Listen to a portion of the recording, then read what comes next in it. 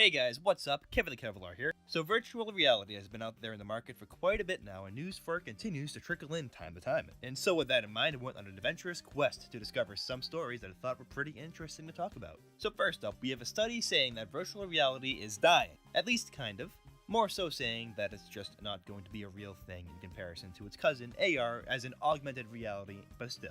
Anyways though, Tim Merrill, founder and CEO of Digi Capital, had this to say regarding his company's findings on the matter. Quote, "Our new augmented/virtual reality report 2017 base case is that mobile AR could become the primary driver of a $108 billion VR/AR market by 2021, with AR taking the lion's share of $83 billion and VR $25 billion," he wrote. So it looks like what a lot of people were saying is true, that VR does not have that high of a future. Now, no doubt, $25 billion is a huge amount of money, but the fact is that it simply does not compare to the likes of AR, at least not in regards to what both will become, for sure. Pokemon Go was cited in this study as a major reason for this, as it alone, get this, made more money than the entire collective whole of all VR software on the entire Earth combined thus far. Even just yesterday, 3 years after the purchase of Oculus, Mark Zuckerberg himself said that VR hadn't taken off nearly as much as expected.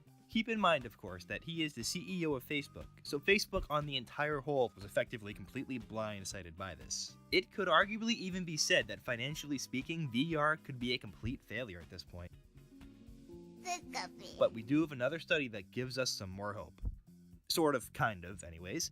A new study from Facebook directly released saying that introverts enjoy virtual reality more than extroverts, even if only by a little bit. For those out there that don't know, in short, introverts are those that are generally quieter and keep to themselves more so, and extroverts generally are more so outgoing. There's a ton of details, and I'm not going to go over all of them, but I'll have a link in the description below about it. Essentially, Facebook for some time has been using social VR experiments, and their findings were recently published. They effectively asked 60 people to have a one-on-one conversation with somebody else, with 30 doing it in real life and 30 in VR.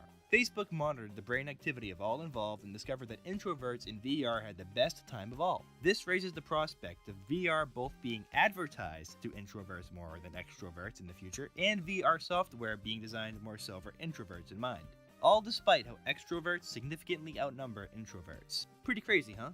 Now, I was never that big into VR. I always thought it was going to be too expensive and that there wouldn't be too many games developed for it and that it wasn't going to be a big thing. With that in mind, I was always also looking forward to a future where VR became huge and everybody was buying VR games and all games were functional with VR, or at least most games were.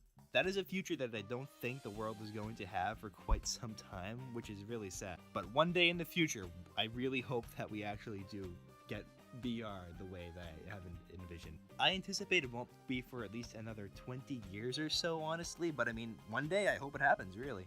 It won't be soon. The real world is not ready for VR yet. Remember too to like, share, and subscribe. See you guys around, and have a good day.